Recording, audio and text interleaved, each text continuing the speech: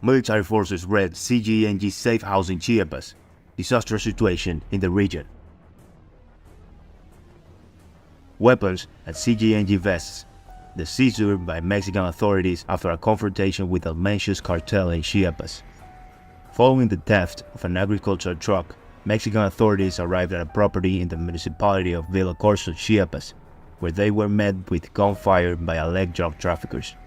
The authorities of the National Guard, the Mexican Army, and the State Police of Chiapas confiscated an arsenal, ammunition, and vehicles after an armed confrontation with suspected members of the Jalisco New Generation Cartel, led by Nemesio Oseguera Cervantes alias El Mencho, in San Pedro Buenavista, in the municipality of Villa Corso, Chiapas. In this video, I will tell you about the recent events in Chiapas when a military group raided the safe house of the Jalisco New Generation Cartel. Here, I explain the incident, the red zones of the region, the brutal collapse suffered by several areas, the assault, the confiscated items, and the military presence in Chiapas. Before you watch the video, I invite you to subscribe to the channel. Please give us a like and stay until the end of the video. The stolen vehicle had a GPS, which is why the authorities managed to locate its whereabouts. The report of the theft mentioned that members of organized crime were responsible for the robbery, so security forces went to the location indicated by the GPS. It was stated that when law enforcement arrived at the scene, they were greeted with gunfire by armed men with rifles. However, upon realizing they were outnumbered, the armed individuals chose to flee the area.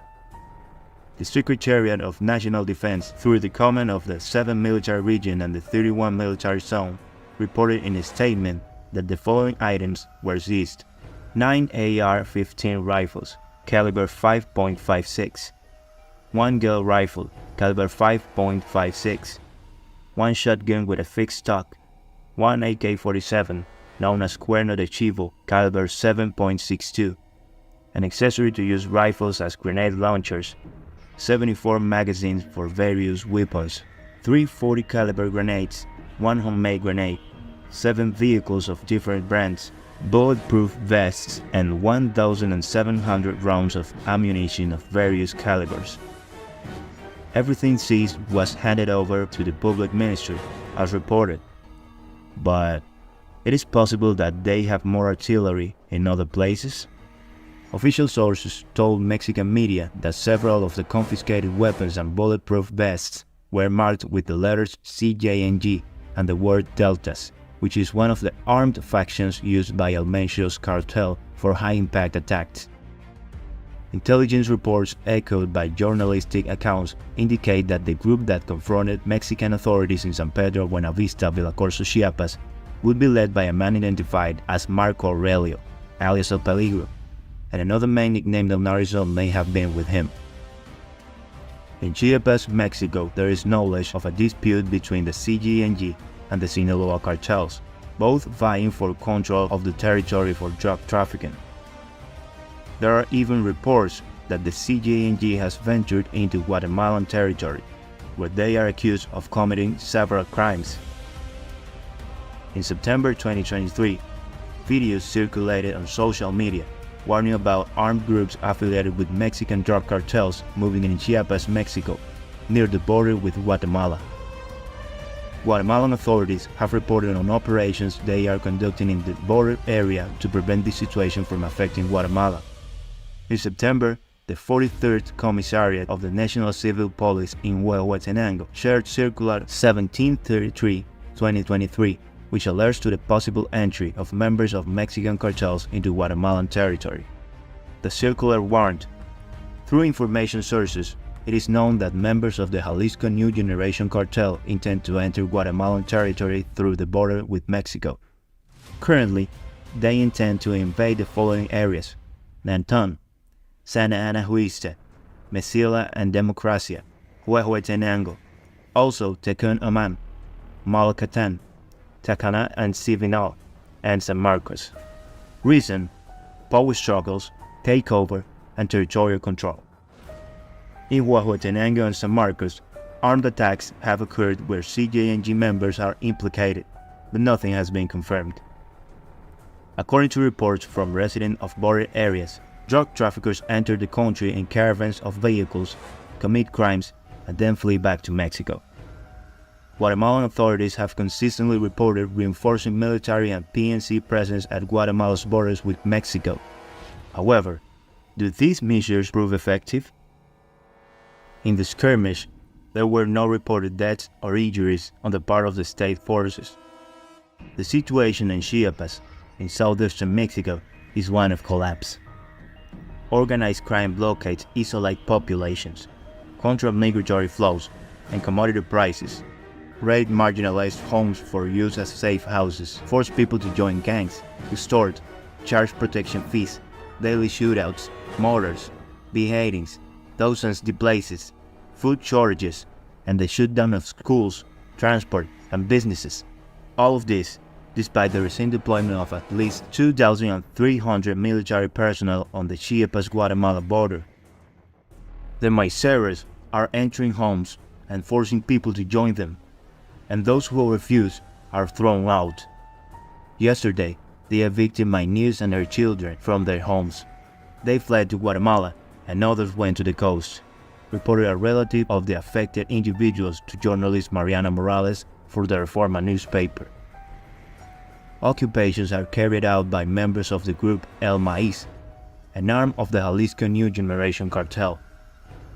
Now people say that the military was our last hope, but they didn't get rid of these criminals, and when they leave, things will be worse, because the armed groups will feel untouchable.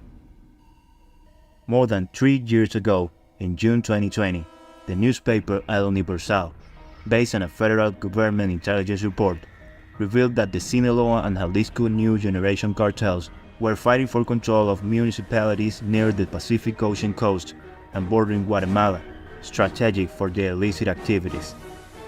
It also exposed the presence of the Los Zetas cartel, which dominates the metropolitan area and the center of Chiapas. With less force, they pointed out the presence of the Beltran Leiva, Gulf, and San Juan Chamula cartels scattered in some of the 15 regions that make up the state.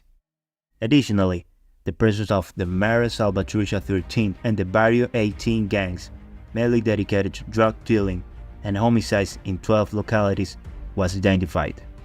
How much longer can the residents endure this situation? The most serious of all is the region on the border with Guatemala.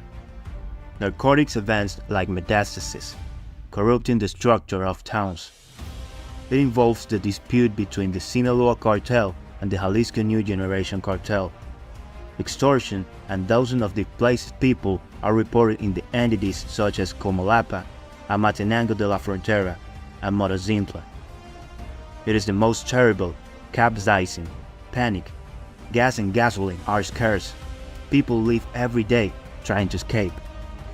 In September 2021, the Zapatista Army of National Liberation pointed out the alliances of the Chiapas government with organized crime, already announcing that Chiapas was on the brink of civil war. In addition to this zone, the most serious one, 3 more hot zones were documented in the territory. There are others. However, these are the most important ones. The first, further down in the Sucre border. Bodies are appearing dismembered, and robbers have recorded them. The second is the region of the Lancandon jungle, further north of the Zapatistas' core in the Petén jungle region.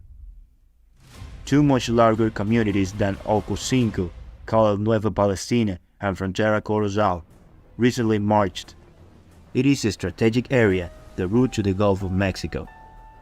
For example, 4 indigenous leaders from the Lancandon Vigilance Council had to escape by helicopter.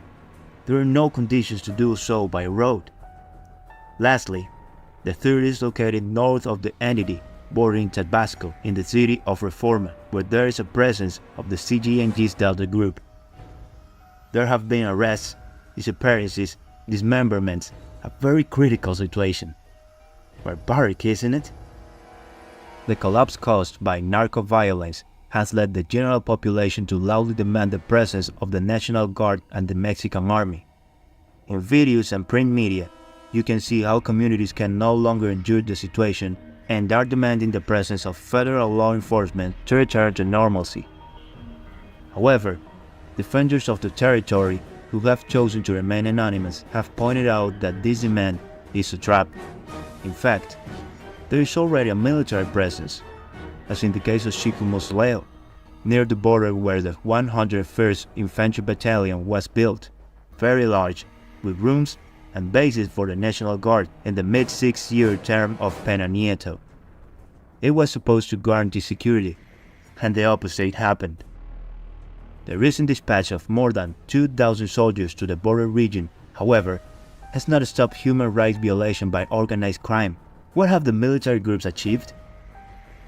The population is forced to advocate for the entry of the military to strengthen one of the cartels in the border region. There is a historical corruption of the armed force with organized crime. The stand has always been no to militarization. This practice has always brought an exacerbation of human rights violations. It is an immediate response, but it does not address the root causes of inequality, marginalization, much less the actions of these groups. Is military presence an effective measure? What do you think? Let us know your thoughts. If you liked this video, don't forget to give us a thumbs up and activate the notification bell so you can stay informed about our new videos. Before you leave, let a comment. With nothing more to say, until next time.